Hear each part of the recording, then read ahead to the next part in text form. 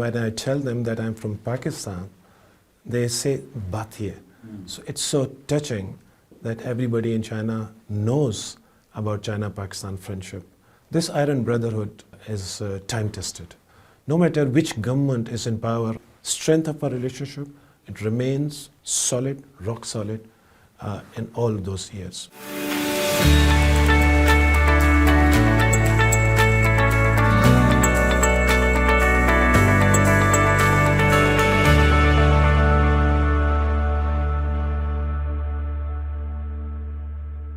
Welcome to CCG Dialogue with Ambassadors. So I'm very pleased today to welcome Ambassador from Pakistan, Your Excellency Moin Haque. So welcome to CCG. And as we know that China and Pakistan has really enjoyed all-weather good friendship and has been really called Iron Brotherhood, Bati. You know, it really means friendship as good as iron, as strong as iron, as solid as iron. So that's really a great compliment. So you've been in China a year and a half now. So what is your general impression on China, and particularly with the China-Pakistan relationship? Thank you, Dr. Wang. It's a great pleasure and honor to be at the Center of for China and Globalization, CCG. My first time here, and to be very pleased to be on this dialogue with ambassadors. You very rightly mentioned this word, this expression, "Bathiye," to describe China-Pakistan friendship. And in my last 18 months in China, where I have gone to different cities, to small towns, to villages, and when I tell them that I'm from Pakistan, they say, "Bathiye." So it's so touching that everybody in China knows about China-Pakistan friendship. This iron brotherhood, Mr. Wang, is time-tested. It is timeless. This relationship between our two countries is very unique and very special. And it has been nurtured over the years by successive generation of leadership and our people. No matter which government is in power, either in Pakistan or in China, our relationship remains constant. And it is also, I think, has not been affected by any upheavals or vicissitudes in the international or regional politics or development. So that is the strength of our relationship. It remains solid, rock solid in all those years. It is, besides a very solid relationship between two governments, between two people, it has also, I think, in the last 70 years, in fact, last year we celebrated our 70 years of a diplomatic relation. In these last seven decades of our journey, we have come a long way in terms of putting a very strong framework, foundation for our political and high-level exchanges between our leadership. But also in recent years, we are now realized the importance of a relationship in the areas of trade, in the areas of investments, and our economic and financial cooperation. And China-Pakistan corridor is one of the one of the manifestation of that. And China has become Pakistan's largest trading partner. And despite this COVID-19 pandemic, our trade relationship last year increased by more than 70%, which is very remarkable that we are not trying to find various ways and means to expand access to each other's market. We have a free trade agreement with China and between great. China. And the phase 2 of that was launched in January 2020. So it is also contributing to this growing trade relationship. And I know that recently there was some prime minister has been changed, but as we said at the beginning, you know, there was always historically, no matter how many changes of the government, the strong ties between the two countries has always been there, has always been sustained. So we certainly can hope that our strong ironwood relationship will continue even with the new prime minister that's coming up, I suppose. Surely, you know, Mr. Shahbaz Sharif, who has been elected as the new Prime Minister of Pakistan, last night after his election in the National Assembly in the Parliament of Pakistan, when he was making a speech and talking about the foreign policy, the first country that he mentioned was China.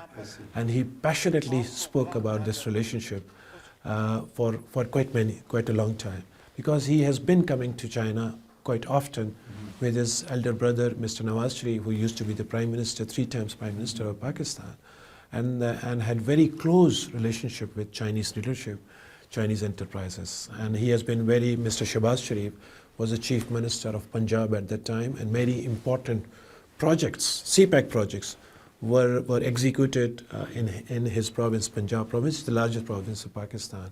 Especially this Orange Metro train, which is the first mass transit project in Pakistan done by China under CPEC, and many other energy projects.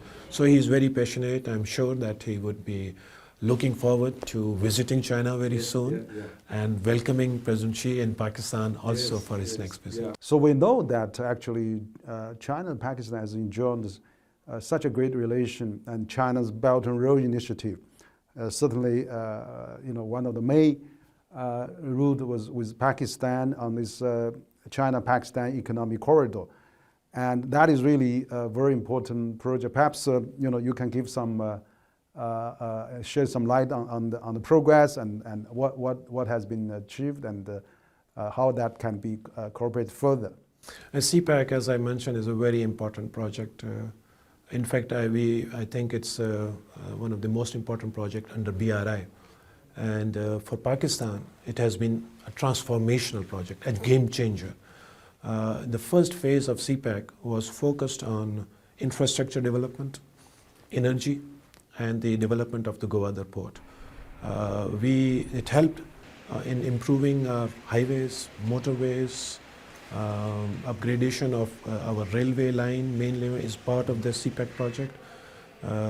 Energy, Pakistan had faced for last many years acute shortage of energies. So under CPEC, very major energy projects, be it hydro or thermal, coal or solar or wind, were established. And it helped put new megawatts of energy into our system, which helped to address this acute energy shortages. Most importantly, Dr. Wang, the second phase of CPEC is extremely important because it aligns with the socio-economic development agenda of our country, of our government.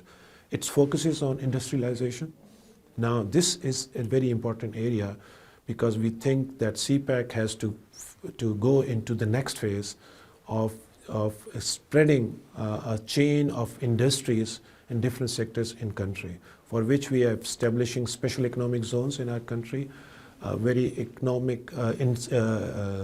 attractive incentives are being offered for the Chinese investors as well, and also for other foreign investors who would like to take part in the CPEC projects. Just mention about the Gwadar port, which we say a crown jewel of CPEC.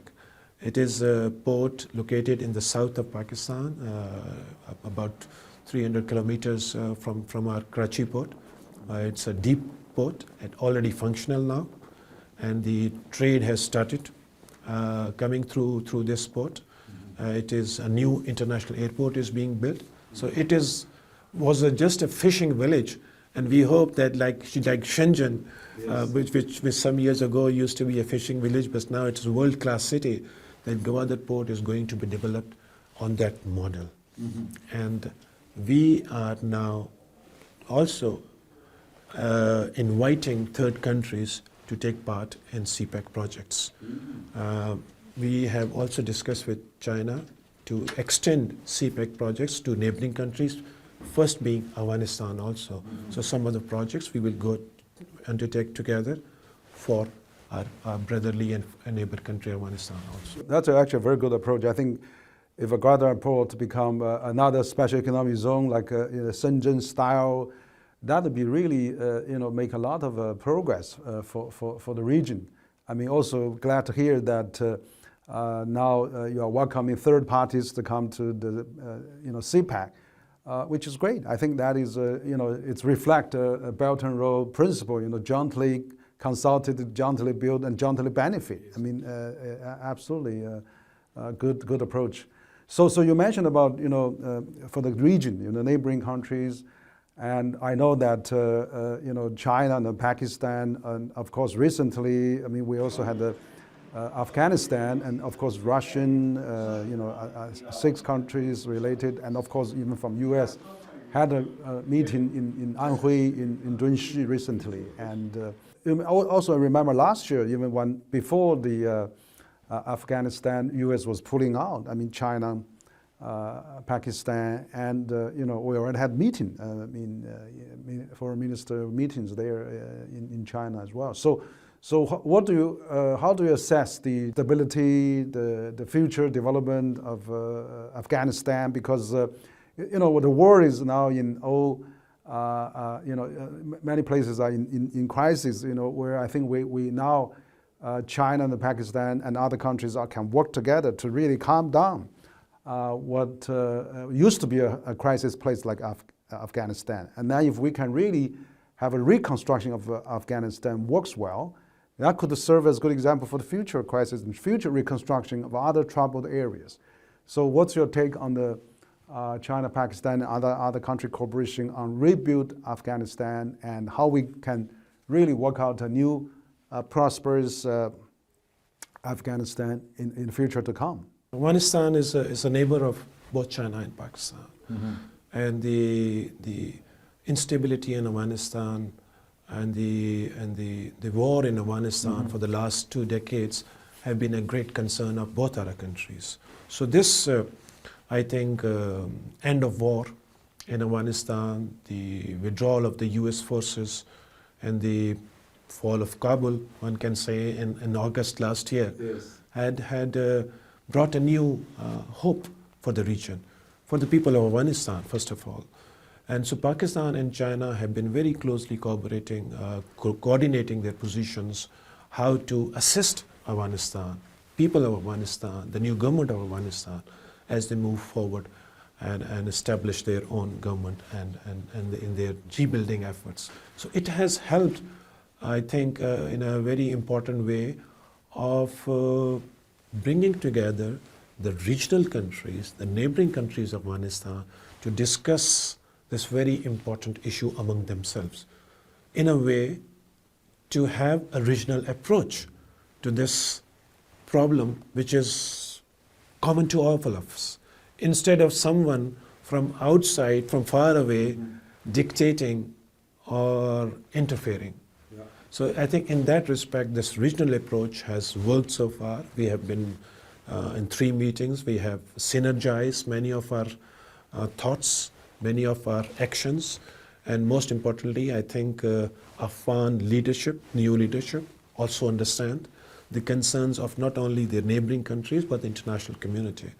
So the most important point I think that was made during these meetings in Tungshi recently was how to see how we can help the Afghan people in terms of their immediate humanitarian needs, in terms of their rebuilding of their infrastructure, education, hospitals, roads, their financial institutions.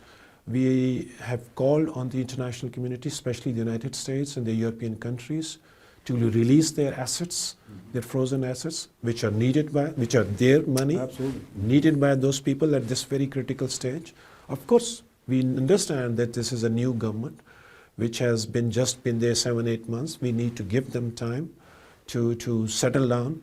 We need to help them, to give that means to govern and to help their people. So in that respect, I think the neighboring countries and the region can play a very, very important role. Mm-hmm. And as I mentioned to you, that Pakistan, China have helped not only in terms of sending humanitarian needs, but also in terms of training Afghan nationals, mm-hmm. capacity building, and now with extension of CPAC to Afghanistan and other projects which China is also assisting.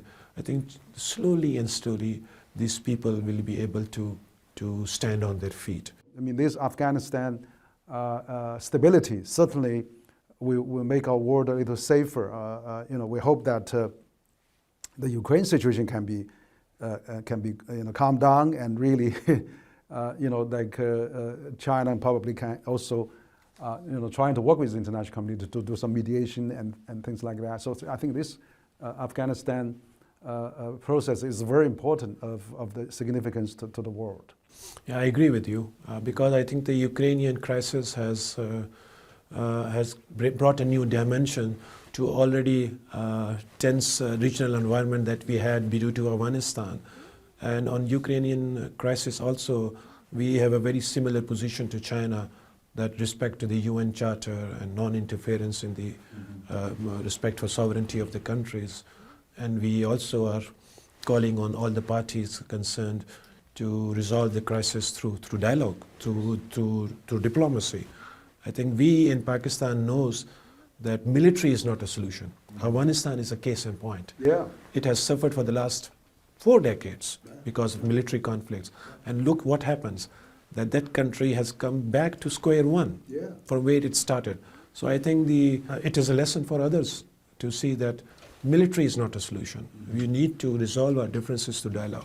What we can do further to enhance and promote the bilateral relations that is already good, but we can make it even greater for the China-Pakistan relations. The level of our relationship at this moment, I think, is excellent, I would say.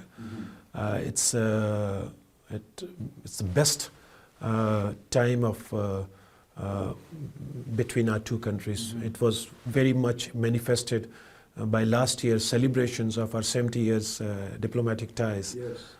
More than 140 events were organized to celebrate this milestone, which is unprecedented, and very high-level participation from our leadership, both in Pakistan and China, in these events. So which is not only was a reflection on what we have achieved in the 70 years past, but also was very important that we chart a new roadmap for the next 70 years. And was also very important, Mr. Wang, that the new generation, our younger generation, know about this importance of this relationship, and the investments that have been made in the past by our elders, by our leadership, should not go waste. Rather, we should build on that. So as I was mentioning earlier, the areas I think which are very important for us to take forward is in this trade field, investments fields, in agriculture. You mentioned tourism. Tourism is a very important area. I'm very passionate about that. Both our countries are beautiful countries, historical countries, rich in history, in culture, in heritage. I think we need to work more and more to have more exchanges of people and travelers and tourists, scholars, artists between our countries, so we can make this relationship even more stronger, have better understanding.